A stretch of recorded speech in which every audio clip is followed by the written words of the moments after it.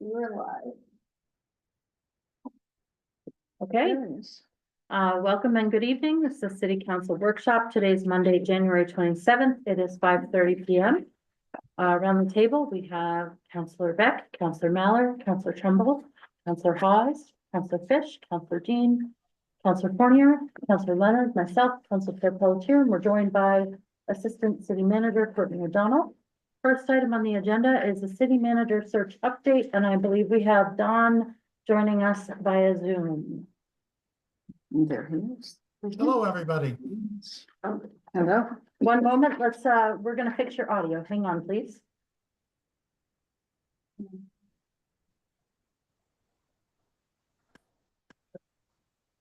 You try again, Don? Hello, can you hear me now? This was wrong one. Okay, one more time. Not the wrong one. Hello? Nope. Well, okay. It's not, that's the meeting. You try again? Hello, everyone. I'm not sure. Is it on music? It's coming through the owl and I'm not quite sure, but we can turn up the volume. And then test.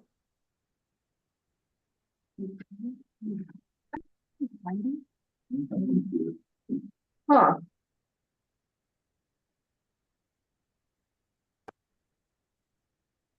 That's louder, is that okay? All right, perfect. All right, John, you should be all set. Okay, is that better? Yes, thank you. Good evening, everyone. Couple things. First of all, I had a great meeting with the staff last week. Met with almost all your department heads, and then we had the public session that night. Not a great turnout, but people gave their views. I'm still receiving emails with suggestions from both staff and from the public. And I should have the document ready. I told everyone I would wait through the weekend till Monday. So tomorrow I should have it done and should be able to send you all a copy with what I heard.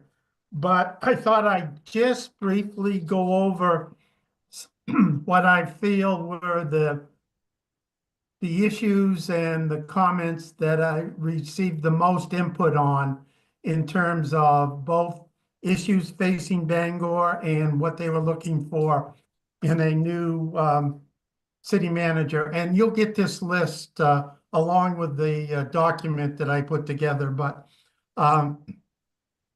issues facing Bangor, I don't think this is going to come too much of a surprise to you, but the unhoused substance abuse and crime certainly were was one of the issues that I heard from quite a few of the people I talked to. Affordable housing certainly was also brought up, and density in existing neighborhoods and changes in density also was an issue.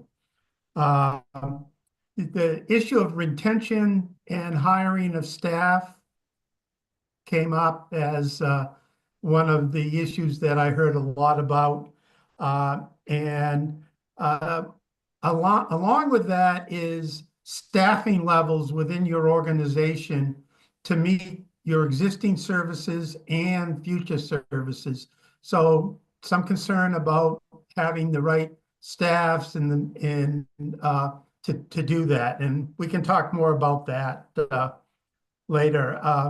Also came up was the continual issue of making sure your infrastructure is being reviewed and updated and taken care of in a timely manner, and needs to be a constant issue in front of everybody.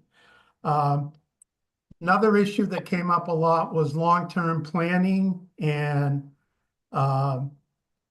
maybe strategic plan for the city in terms of where it's going, how it's going to get there, and just taking a look again at where the city might want to be and go. Improving economic development came up quite a bit in terms of expanding your tax base and helping with the cost and lowering taxes, which certainly I hear quite a bit. And upgrading your technology came up quite a bit. Bringing your standards up, giving your staff the technology to be able to do their work better and quicker came up. So those are a few of the items that really struck me as I talked with everybody. As far as manager qualities, certainly want someone from Maine, and they would like that person to live in Bangor. I heard that a number of times. They want somebody that is transparent, forward-thinking, fair, honest, all the traits we certainly want in a new city manager.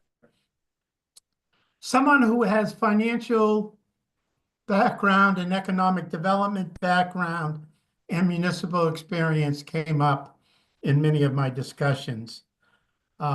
Someone that can work well with your department heads, gain their trust, and to make sure you have a good working team there. Someone who can listen, someone who can communicate is important. Someone that will be a buffer between the city council, the manager, and the staff, and understands the roles of the council and the manager and make sure that is followed. That's something I hear quite a bit. And one that always comes up every time I do this is not a micromanager. And those are just some of the things that stood out as I met with everyone, and you'll get a more detailed report, but I thought I would just give you an update of where we were on there. Are there any questions on that? I know that was quick, but I thought I'd let you know what I heard and what you're planning to see. Thank you. Questions for Don? Councilor Trumbull? Now, when we send that to us, I know I don't want specific names, but will you tell us what came from the public and what came from staff as far as comments? I don't do that, and there's a number of reasons I don't do that. I think everything is collective. When you read what I've put together, you can pretty much determine which, in my opinion, which comes from staff and which comes from the public. It's pretty obvious when you read the full document, I believe. I can break it down more if you'd like, but for right now, I kind of put it together. So if you want it broken down further, I can do that. But take a look That's fine. You know what you're doing. That's fine. Okay. So now where we're Sorry, at. before we move on, we have another Yes. question. Sorry. Councilor Dean. Sorry. Okay. This draft can still be tweaked, or is this ready to go? No, I'm just going to talk about the ad right now. Okay. Yeah. What was sent to you, I sent out a draft. I heard back from some of the counselors. I have tweaked it or changed it to make some of those changes in the draft I sent out. One of the changes was in the third sentence, starting it where it talks about the location of Portland. I added as functions as a service center for large part of Eastern, Central, and Northern Maine. That was suggested as a change in it. So that was changed from when I sent it out originally. One of the other changes is on the second page. The first bullet, well, it's the one that starts the ability to work positively and effectively with staff. I did get a suggestion to add a sentence there. I did not add it when I sent it back out, but the sentence, I think it's a good one. Ability to empower and enhance strong leadership in the city departments. So I think that was a good addition. So those were the additions that I had put in after I heard from the council, but this is opened up now. We can talk about this if you want to make changes. The areas I think we do need to talk about is residency of the manager is certainly an issue that I had originally put in that it was preferred but not mandatory. And I did hear some responses from counselors saying they would like it to be mandatory, so we need to discuss that. We also need to discuss the salary. I put in what I thought was a reasonable salary, but certainly that's up to the council. So this document is now open for any type of suggestions, thoughts, changes. We'd like to get it out tomorrow if we can. Thank you. Counselor Turnbull and then Counselor Haas. I think the salary range makes sense, especially you know what people are paying in similar cities to Bangor. Do we need to make adjustments or whether documents at the city to fit that salary range or? The scales will be updated to Yeah. reflect that So at some range. point, we'd have to do that. Okay, I actually wanted people to comment on the residency thing. I just don't think it should be mentioned. I mean, maybe there's a case where we wouldn't require it. I can't imagine. In the last 60 years, we've had seven city managers. We've never had a city manager that hasn't lived in the city of Bangor. I can't imagine a circumstance where we would not have the city manager live in the city of Bangor. We used to have, a lot of department heads used to have to live in the city. I mean, that's when transportation was different, but I mean, it just, I don't know of a city our size in the state or larger that doesn't have the city manager live in the city. And just, I could not, I can't imagine a circumstance where I could support that. Counselor Haas. Yeah, along that line, listening to the public that was here for, Don's meeting Monday. One of the main things they talked about was wanting a city manager that was visible, that was involved in the community, that was seen in the community. And that came up a lot. I was kind of surprised in a way that they pay that much attention as to whether they're out there or not. But it was a good thing, and having them live in Bangor has been fine, but I think it depends on who the candidate is. If we have a really powerful candidate that just plain would prefer to live somewhere else, are we really wanting that to be a deal breaker? So I kind of like that preferred, but maybe not necessary thing. Counselor Dean. Oh, that was my thought too on the residency. If you have someone coming from away and they decide to settle in Hamden or Herman, I think that speaks volumes for our city, meaning why don't they want to stay here? Why don't they want to put their kids in our school system? Why don't they want to live in our neighborhood? So I think if they're coming from away, they really need to decide to live in Bangor. But if say you have somebody that applies, they live in Herman, they have a kid in their last year of high school. I mean, I could almost see an exception for them living at least a year there before they move. So I think there could be exceptions. Counselor Leonard. I think it's an unnecessary bullet point. It potentially takes away certain qualified candidates that would potentially want to look at this job, but look at that and think to themselves, oh, well, I already have to decide to move there before I even know what the job is. Okay, I won't apply to the job. I think having a discussion with the individual, if that is someone that we do want to have in the role, we should have that discussion with them in a non-professional manner to say that it would be easier for them to do this job in the greater Bangor area. But I think this is a silly thing to detail for someone right off the bat. Obviously, they should live in the state of Maine, 100%. They should live in the greater Bangor area, 100%. I just think putting this out would just, I think it would just cause some people to not even look at us. That would be really great fits. Other comments? Counselor Can I- Fornia. Yeah, I'm fine with the salary change. I have to assume Don's seen a whole bunch, so that makes sense to me. As far as residency goes, you know, I'm thinking I think this person needs to live in Bangor. There's so much of the community that they'll see and get to know by living in the city, not only working here, but also living day to day.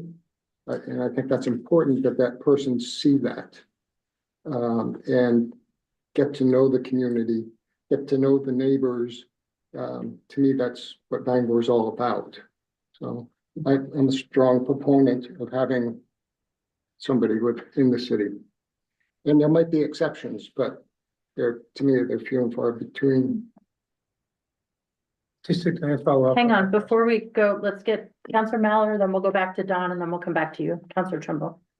Yeah, I agree with the Councilor Fournier. I think if a city manager doesn't have a vested interest in the city, they think differently.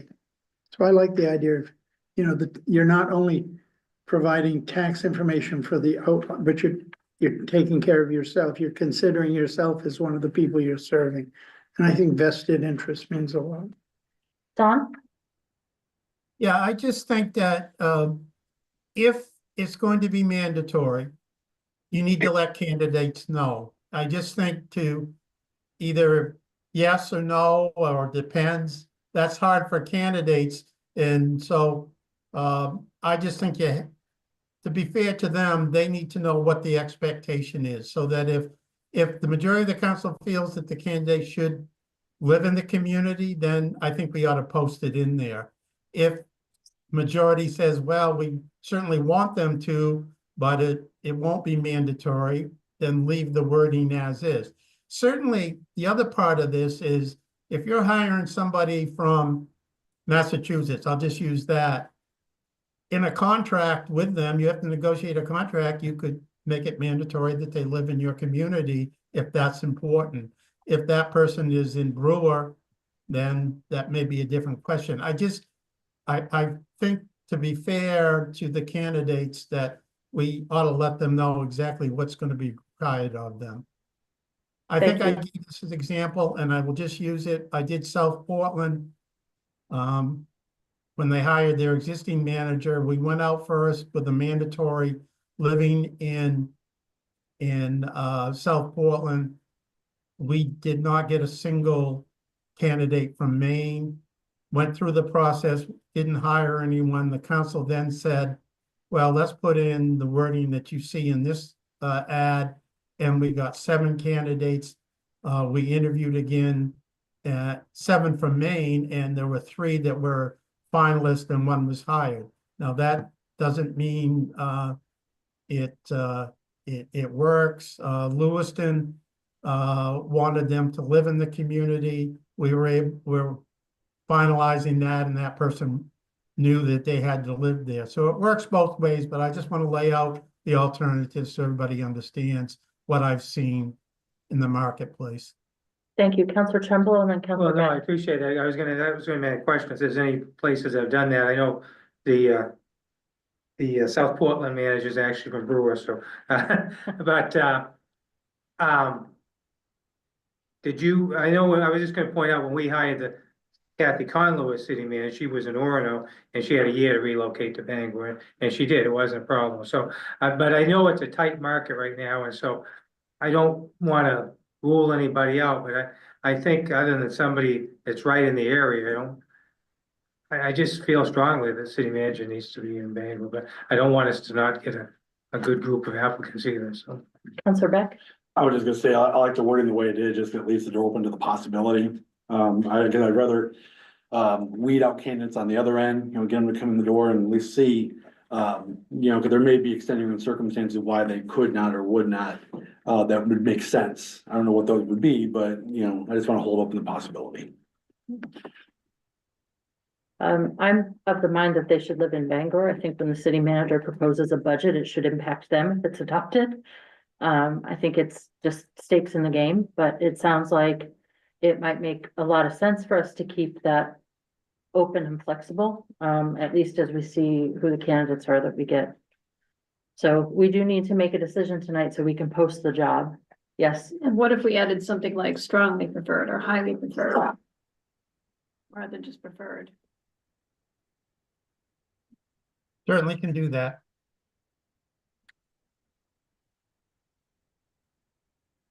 I just don't wanna give the wrong impression. I just can't think of an instance where I'd say, yeah, okay, it's just, you can live in Old Town and be the city manager of Bangor.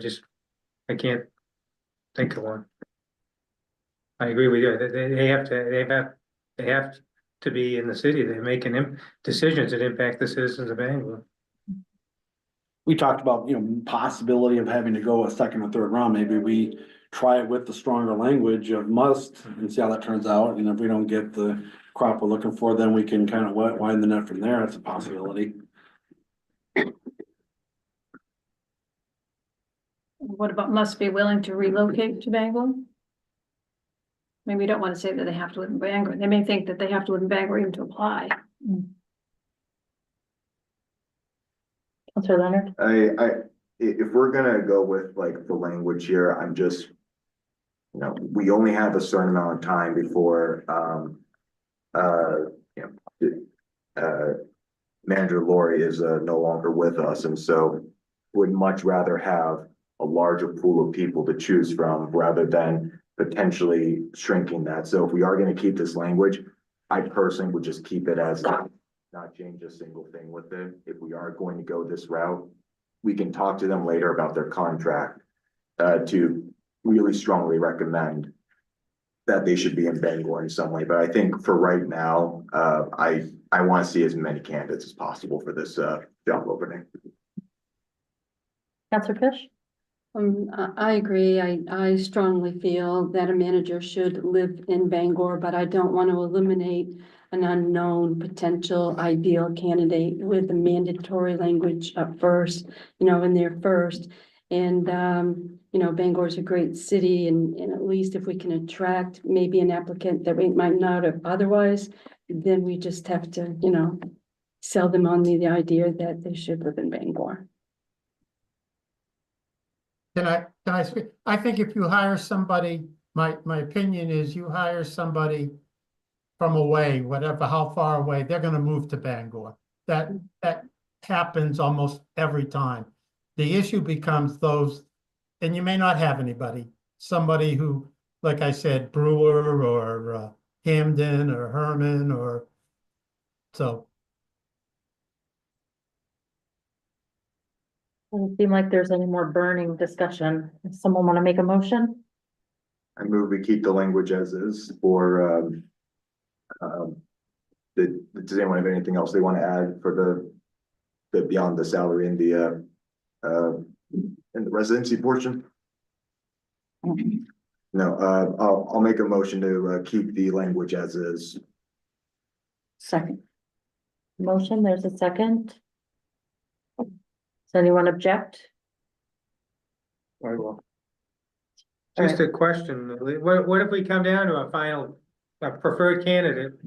And then we want to offer them, and we offer them, they say, I'm not gonna relocate. We say, well, you have to, and they say, well, the ad said I don't have to. I mean, what happens in a situation like that? I will have discussions with anybody that I recommend or you bring in about residencies before you even interview them. So you'll know one way or the other that, look, I can't move, or I will move, or I don't want to move. So you'll have all that up front before you even start your initial interviews. Okay, Thank you. We have a motion. We have a second. Since there's some doubt, we do need to vote. Counselor Leonard? Yes. Counselor Beck? Yes, I'm sorry, the motion is to keep the language as is. yes. Okay. Counselor Mallor? Yes.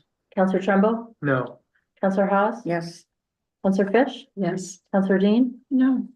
Counselor Fournier? No. I'm also a no. I think that's 5-4.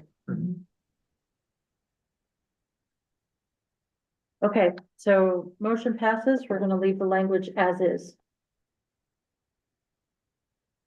Anything else in it before we put it out? I was just gonna ask you that. What else? I don't have anything else. I'm ready to go as long as you folks are ready to go. I will send a revised timeline when I send in the final ad.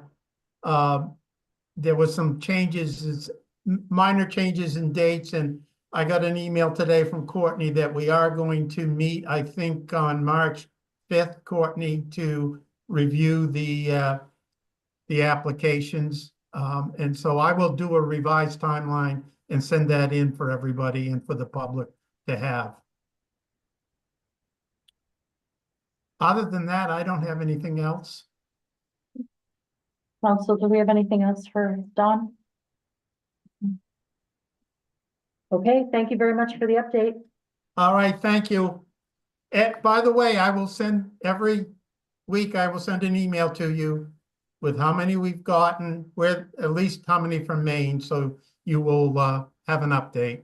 And don't be, two things I tell everyone, don't be surprised that initially you don't get very many. Majority of the resumes come in the last week. Human nature about that. So that's, I guess all I have tonight. Thank you. Thank you. Thanks for being here. Thank you.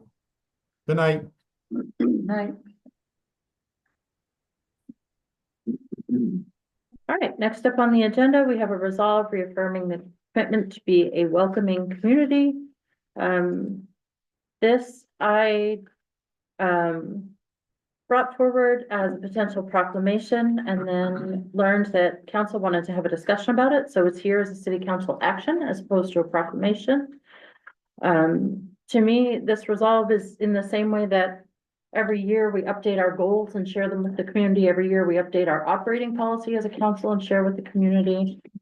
This resolve is in that same spirit, just sharing with the community how we intend to operate as a council. Questions or discussion? Councilor Mellor. The only problem I have with the resolve is, have we had any negative comments about our operations as far as, you know, inclusiveness or lack of friendliness or something? I have an issue with poking the bear that's sleeping. If we don't need to do it, sometimes it's not necessary. And with the attitude change in Washington, we don't know how it's going to affect us. So I prefer to leave it not as a result. So I can respond and say I have heard from citizens who are feeling a little on edge or nervous in the last few weeks and would like the city of Bangor to reaffirm our position as a community. Regardless of what's happening in Washington, municipal government is a separate level of government, and we have every right to operate in the way that our community sees fit. Councilor Fish? You know, a resolve is a commitment to take action to resolve a problem or an issue. And I think that when we take on a resolve, especially when, you know, it mentions, you know, misinformation, information can be a matter of opinion. What's misinformation? I do believe we're inclusive. I believe that we are friendly and welcoming, but I don't know that we want to, you know, welcome, you know, criminals and drug addicts and, you know, not drug addicts, that was misspoken, but I mean, drug dealers, people of crime. And, you know, I think that we do welcome a lot of people. As a matter of fact, I think sometimes we have put upon our community, people are sent here because we are so compassionate and we do have, you know, a lot of resources. And I think that our job is to, you know, look out for the entire community and yes, ensure their safety and well-being, inclusivity, and that we are a welcoming community. And I just don't know who's going to police or it's a matter of opinion about, you know, what's, you know, a sense of responsibility. Freedom of speech, you know, can be argued by information that can be skewed to benefit, you know, whoever has the agenda at the time. And there's things that have gone on that I know people have called me and been very uncomfortable about that we did not speak out on, even though we were asked to make a resolve.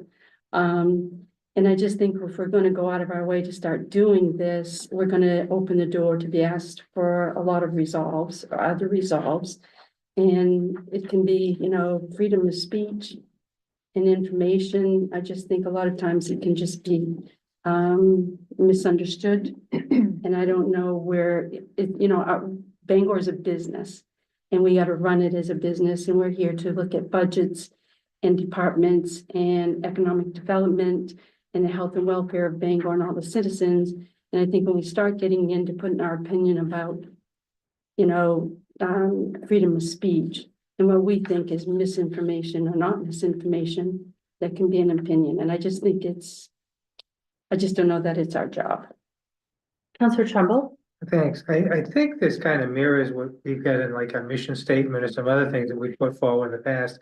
And I'm generally not in favor of, like we've been asked to have, resolves about what was going on in the Middle East, about a lot of international things and national things. And we're not the UN, but I mean, this is pretty innocuous. I mean, we're not saying what the misinformation is. We're just saying we don't condone it. We don't condone hate speech. I mean, it just seems, I just can't see any reason why you would you wouldn't vote in favor of this resolve. I know there's people in the marginalized in this community that are feeling that safe right now. I mean, there's people in the Native American community now that having their birthright citizenship questioned. So, I mean, there's a lot of people that are not at ease. And Council Malice said, do we want to poke the bear with the national, what's going on nationally at the federal level? Well, maybe that's why we do need this. So because people aren't that comfortable with what's going on, they need to know how we feel as a city. So I mean, I just don't see reason why I'd vote against this. There's a lot of reasons to vote for it, in my opinion. Counselor Beck? I would just say there's nothing in here that requires us to police anything. It's just a statement that just says we are welcoming. We're saying we don't condone some things, and I guess for those who would feel offended by this, I mean, I think that's more of an issue for personal introspection than it is council discussion. So I'm in favor of this, absolutely. If it makes people feel better, it certainly makes me feel better in light of circumstances. And this is exactly the Bangor I moved to. This is Bangor to me, so I'm happy to support this. Counselor Dean? I feel that it's generic enough. It's not targeting any particular group. And for Bangor to, be committing to be a welcoming city is what we want Bangor to be. I mean, we want people to come to Bangor. So I feel that this would be in our best interest to pass. It doesn't mean that it's really going to change anything, other than it just kind of states how I feel the majority of Bangor people feel. I mean, we've always been known as a very friendly, welcoming city, so I would be in favor of it. Before we come back to you, any other discussion? Counselor Fish? It's not that I'm not in favor of the statement or what it means. I'm just don't know that it's our job as a city council to, this is a business. And I think our chamber in our mission statement and other things we promote ourselves as a friendly and welcoming. And I think our actions by how much we have contributed to our community shows that we are. So by going out of our way to make a resolve, to say the statement, I understand, well, maybe it's a time of need. We need to make a resolve, but I just don't know that that's our job. It's more of a chamber job. It's more to be on our city website, through our actions. I think we can prove it and do it, but it's not that I oppose it. I just, are people going to be looking at this resolve and coming in and asking us to take a stand on other resolves in the future? And if we do this, we should seriously consider all other resolves that we are asked to look at. Other discussion? Counselor Fournier? There's nothing in here that is upsetting to anyone that I can imagine. I do think we're on a bit of a slippery slope. If we do this one, that we'll be faced with a bunch of others. But there's nothing wrong with this. But that's, so I'm wrestling with the whole idea of just getting a whole bunch of other resolves coming before us. I don't want that to take up our time. because we have other more important things to be doing. But again, I'll say this, there's nothing in here that's wrong. I just feel we're going down, opening up the doors, and I don't want to be spending my time talking about resolves. Counselor Leonard? I don't care if this causes 1,000 more resolves to go through. There's a lot of tense people right now. This is something that we have already affirmed to do in the past. There's nothing offensive in this language, and if people want to give us more resolves, we can pass or deny any resolve that comes to us. We have the option to do that, or we can choose to not even hear them. So I think we should just stop wasting time and pass this. Counselor Haas, did you have your hand up? I did. It's not the concept that I'm wrestling with. I mean, we've done these before. It's just, it doesn't seem that long ago that we just did this almost exact same one. And I kind of feel like the more of these we put out, it's kind of making statements that do they really mean what they're saying here? Because they keep putting it out, putting it out, putting it out. And I also worry that there is going to be people that view this as we're walking kind of directly to the free speech issue. And I just don't know that we want to go there either. Is it something I think we should spend hours and hours on arguing about? Probably not. It appears, just in listening, it appears that it's probably going to have passage. So if you all feel that it's got benefit, I'm concerned. It just makes this. I hate to highlight fears of people when we don't have to. There's no specific, what brought this here? Was it a specific incident Yes, in the community? yes. But it's not just been one person asking. I've heard from multiple people who are concerned and want to know where the city council stands. So that's why I'm bringing it forward.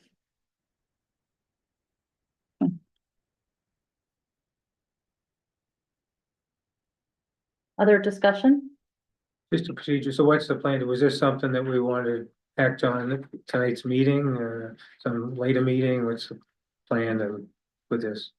So this, if we choose to move it forward tonight, would go to the next, not this council, but the next one, the first meeting in February. Whereas it is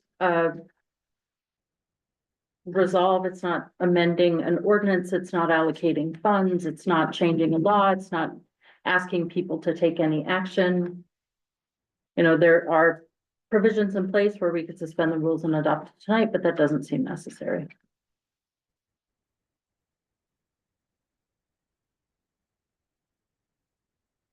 Seeing no further comment, it appears as we have a split sentiment on this. Let's do a roll call vote as to whether or not to move this forward to full council. Counselor Beck, Yes. Counselor Mallor, No, Counselor Trumbull. Yes. Counselor Haas, No. Counselor Fish, Counselor Dean, Yes. Counselor Fournier, No. Counselor Leonard, Yes. and I'm a yes. 5-4. City manager updates. Yes, so Courtney O'Donnell is the city manager, filling in for our city manager Deb Laurie, who's on vacation. And as you might imagine, in her absence, things get quite busy, and with the holiday, it shortens the week. So we've had busy last week. I had just a few things that I wanted to bring to your attention. One of them, Councilor Mallor spoke to at the previous, or the special meeting of the Business and Economic Development Committee. We do plan on providing a more thorough and kind of overview of the TIF and how that works and what that looks like in terms of the budget process as well. Same with, I think, CDBG. I think it's a program that many of us are familiar with, and we get so used to it that we forget that new folks to the council may not be as familiar with that program. And so we certainly want to provide that information and answer questions. So that will be coming to a future BNED meeting. Also, at the last BNED meeting, not tonight, but the last one last week, Robin Stenicki had mentioned that she was putting on fair housing workshops and that she had the participation of our local office represented by HUD. And they have actually reached out to her in light of the council, or excuse me, the president's executive orders, and shared with us that their office has been instructed to stop or cancel any participation in any DEI events. And so they have pulled out from those fair housing events, which is, I think, an example of something that was kind of moving one way and has shifted as a result. And so I thought that was important to mention, given that she just shared that that would be happening. And now it's not.